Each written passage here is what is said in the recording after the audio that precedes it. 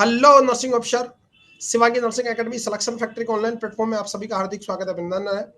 आज हमारे बीच है उमेश देवकोटे जी, जिनका हाल ही में आरआरबी में as a nursing student selection हुआ। तो लक लक बधाई उमेश जी, कैसा लग रहा है? बहुत बहुत अच्छा लग रहा है सर। धन्यवाद आपका ये सर। आपकी वजह थैंक से यू। मैं हमारा नर्सिंग सुपरिटेंडेंट क्या क्रैक कर पाया। थैंक थैंक यू यू बेटा। ऐसे नहीं। थैंक यू बेटा। कैसा मतलब अपने बारे में सभी देश के बच्चों को, महाराष्ट्र के बच्चों को बताइए बेटा। हाँ सर, मैंने 2023 में nursing college of nursing sir J hospital से नर्सिंग पास आउट हुआ था। कौन सी स्टेट में से उसके बेटा, बाद कौन सी डिस्ट्रिक्ट में? J hospital, college of nursing sir J hospital, Mumbai, Maharashtra Mumbai से। से। ओके, बॉम्बे से आप हाँ पास आउट हो, तो आप तो हाईटेक आदमी हो यार। बॉम्बे से पास आउट हो, बहुत अच्छी बात है। जय से जैसे तो काफी हाँ। बड़ा नाम है बेटा, बिल्कुल। तो बहुत बढ़िया, प्राउड ऑफ यू। एंड फिर कॉलेज खत्म करने के बाद स्टडी का क्या रूटीन रहा बेटा? मेरा दोस्त ही था वो, अभी उसका भी एएसआईसी में यूपीएससी में फिलहाल सिलेक्शन हुआ। ऋषि बोल के उसने मुझे सजेस्ट किया कि आप एसएनओ का जो क्लास है वो बहुत ही अच्छा है और ले। उसने पहले से ही ले रखा था, उसकी वजह से उसका जल्दी हो गया। ओके, और क्या उसने नाम है उनका?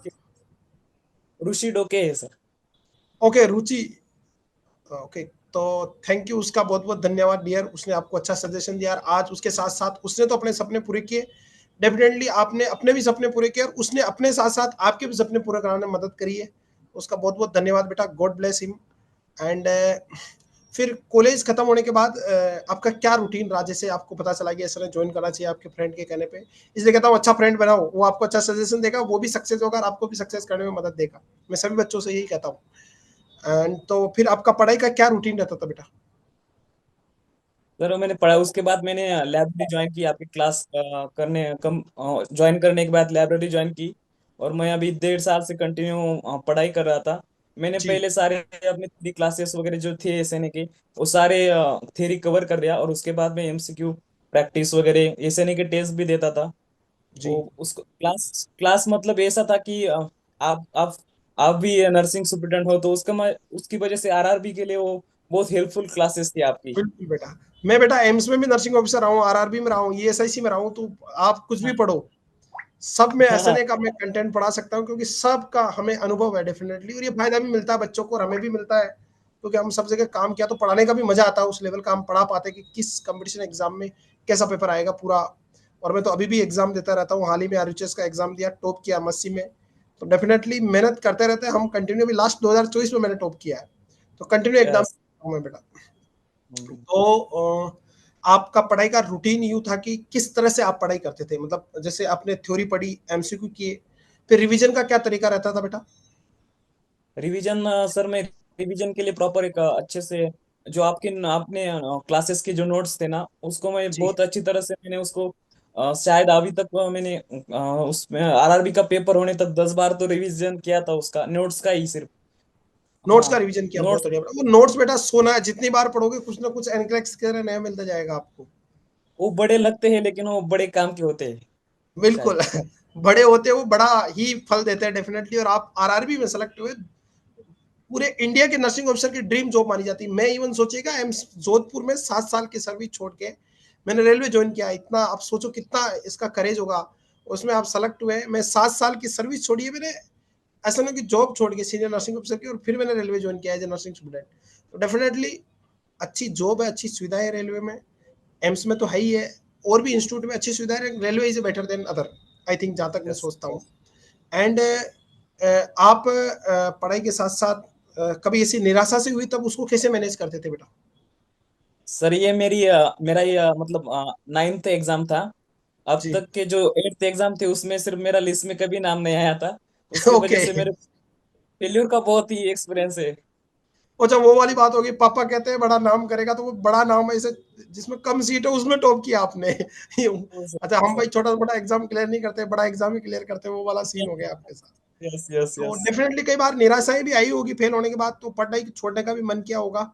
किस तरह से मैनेज किया बेटा, बताइए, ताकि दूसरे बच्चों को भी जैसे इस तरह असफलता मिले तो उनको मैनेज करने में हेल्प मिले। मेरा सर पहले से मतलब तो नॉर्सेट 7 से मैं मतलब एग्जाम देना शुरू किया था। तब तक मेरा सिलेबस भी कंप्लीट नहीं हुआ था। नॉर्सेट 7 में भी मेरा मतलब हुआ नहीं था, प्री में ही हुआ नहीं था। हम्म। क्योंकि मेरा सिलेबस भी थोड़ा सा इनकम्प्लीट था उसकी वजह से। लेकिन फादर, मतलब फादर और मदर ज्यादा सपोर्टिव थे। उन्होंने कहा कि आप पढ़ाई करो, इसलिए उन्होंने मुझे टाइम दे दिया। और बाद में जब वो सीआरई का एग्जाम था तो मेरा रूममेट हो गया, लेकिन मैं रह गया था, तो उसकी वजह से उन्होंने ज्यादा कुछ बोला नहीं।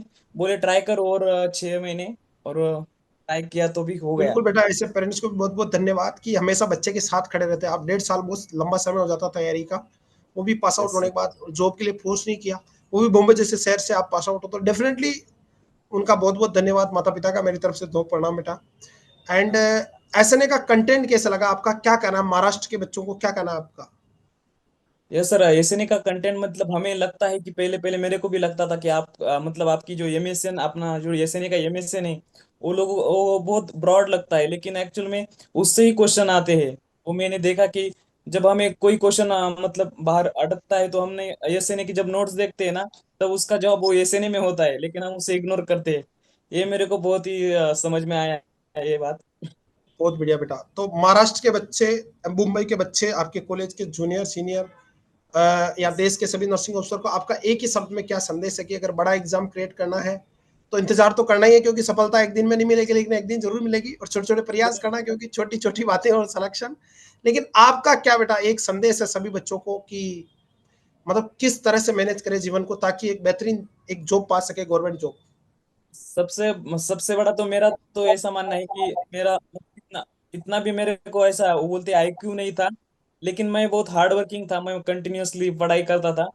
तो जी। थोड़ा सा स्मार्ट वर्क भी करना है, और अगर हो नहीं रहा तो हार्ड वर्क करते रहना है। अपने जो क्लासेस है ऐसे नहीं कि उसके नोट्स भी बहुत मतलब कोई बुक से भी बहुत ही अच्छे है, हर जी। कंटेंट उसमें है। उसकी वजह से अगर वो नोट्स भी अगर हमने प्रॉपर अच्छे तरह से 100% किए अच्छे तरह से, तो हो जाएगा, फिक्स हो जाएगा। मेरा हो गया तो आपका जरूर हो जाएगा। जरूर हो जाएगा। और एवरेज स्टूडेंट हार्ड वर्क करके, because hard work can beat the talent. Hard work से यस आप बुद्धिमान आदमी को हरा सकते हो, तो आपने हार्ड वर्क का रास्ता चुना, लंबा यस समय दिया अपना करियर को, और आज एक नर्सिंग ऑफिसर बने बेटा। प्राउड ऑफ यू यस मैस। एंड कंटिन्यू मरीजों की सेवा करता रहना बेटा। रेलवे में आप यस आए हो, एक अच्छी अपॉर्चुनिटी मिली है आपको, बेहतरीन सेवाएं देना अपने मरीजों को, देश के मरीजों को, क्योंकि बहुत जरूरत है अच्छी नर्सिंग केयर की देश के मरीजों को। नर्सिंग की गरिमा और सम्मान को हमेशा बनाए रखना बेटा। नर्सिंग यस प्रोफेशन की ऊंचाई को, गरिमा सम्मान के लिए हमेशा काम करना, एकजुट रहना नर्सेस के साथ। और जय नर्सेस, यस विजय nurses. God bless you dear. Thank you so much, love you, proud of you.